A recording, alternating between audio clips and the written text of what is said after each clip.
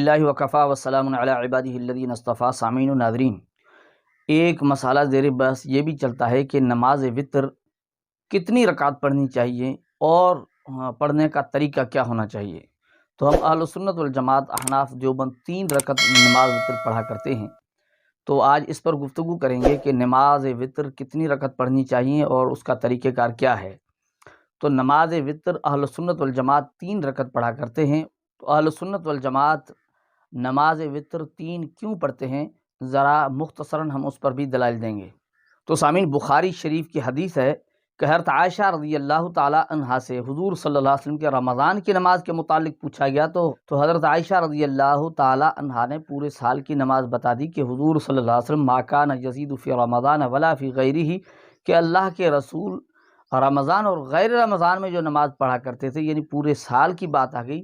اس کے اندر حضور صلی اللہ علیہ وسلم کی نماز کی کیفیت بھی بتا دی گئی کہ اللہ کے رسول کس طرح پڑھا کرتے تھے، اور اس میں اس بات کا بھی تذکرہ آ گیا کہ حضور صلی اللہ علیہ وسلم 3 رکعت نماز وتر پڑھا کرتے تھے. اب یہ پوری سال کا مسئلہ آ رہا ہے کہ اللہ کے رسول 3 رکعت نماز وتر پڑھا کرتے تھے. تو سامعین، اس بخاری شریف کی حدیث سے بھی یہ پتہ چلا کہ حضور صلی اللہ علیہ وسلم پورا سال نماز وتر 3 پڑھا کرتے تھے. تو سامعین، اسی وجہ سے اہل سنت والجماعت احناف دیوبند پورا سال جو نماز وتر پڑھتے ہیں تو 3 رکعت ہی پڑھا کرتے ہیں. اور سامعین کرام، سنن نسائی کے اندر حضرت ابی بن کعب رضی اللہ تعالی عنہ فرماتے ہیں کہ حضور صلی اللہ علیہ وسلم 3 وتر پڑھا کرتے تھے، اور اس کا طریقہ کار بھی ہوتا ہے کہ پہلی رکعت کے اندر سبح اسم ربک الاعلی پڑھا کرتے تھے، دوسری رکعت کے اندر قل یا ایھا الکافرون پڑھا کرتے تھے، اور تیسری رکعت کے اندر قل ھو اللہ احد پڑھا کرتے تھے.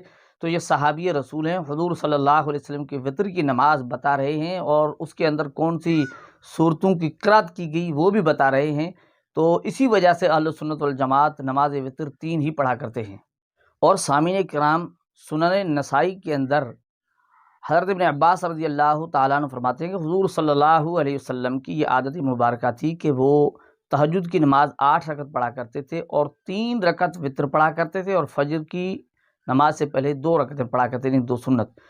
تو ان احادیث کے اندر حضور صلی اللہ علیہ وسلم کا جو عمل ہے وتر نماز کے متعلق وہ 3 رکعت ہی ہے. تو گویا اہل سنت والجماعت احناف دیوبند جو 3 رکعت پڑھتے ہیں وہ عین حضور صلی اللہ علیہ وسلم کی سنت ہے، یعنی حضور صلی اللہ علیہ وسلم کا مبارک طریقہ ہے. سنن دارقطنی کے اندر حضرت عبداللہ ابن مسعود رضی اللہ تعالیٰ عنہ فرماتے ہیں کہ حضور صلی اللہ علیہ وسلم فرمایا کہ رات کے وتر دن کے وتر کی طرح ہیں، یعنی مغرب کی نماز کی طرح ہیں.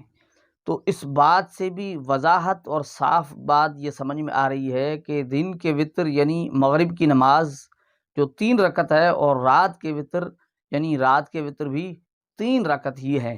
تو سامعین، یہ بات کھل کر سامنے آ رہی ہے کہ حضور صلی اللہ علیہ وسلم سے اس بات کی اچھی طرح سے وضاحت ہے کہ حضور صلی اللہ علیہ وسلم خود بھی 3 رکعت وتر پڑھا کرتے تھے. صحابہ کرام رضی اللہ عنہم اجمعین کو جو حضور صلی اللہ علیہ وسلم کو نے سمجھایا وتر کے متعلق وہ 3 ہی ہے.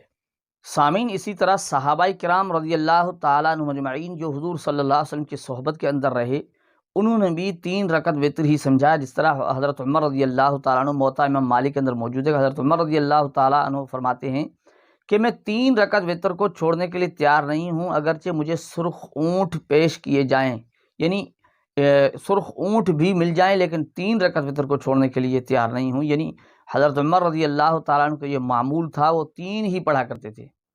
سامعین، مصنف ابن ابی شیبہ کے اندر موجود ہے حضرت عبداللہ ابن مسعود رضی اللہ تعالیٰ عنہ بھی 3 رکعت وتر نماز پڑھا کرتے تھے. اسی طرح مصنف ابن ابی شیبہ کے اندر حضرت علی رضی اللہ تعالیٰ عنہ کے متعلق بھی یہ چیز موجود ہے کہ حضرت علی رضی اللہ تعالیٰ عنہ 3 رکعت وتر پڑھا کرتے تھے.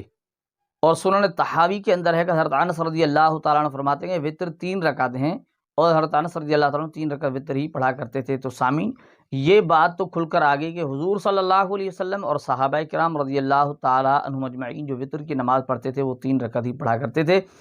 اب بات یہ ہے کہ کس طرح پڑھا کرتے تھے، تو اس پر بھی ہم گفتگو کریں گے انشاءاللہ. تو آپ ہماری اگلی ویڈیو کا انتظار کیجئے، جس میں ہم اس بات کی بھی وضاحت انشاءاللہ کریں گے کہ وتر کی 3 رکعت کس طرح ایک طریقے سے پڑھنی چاہیے.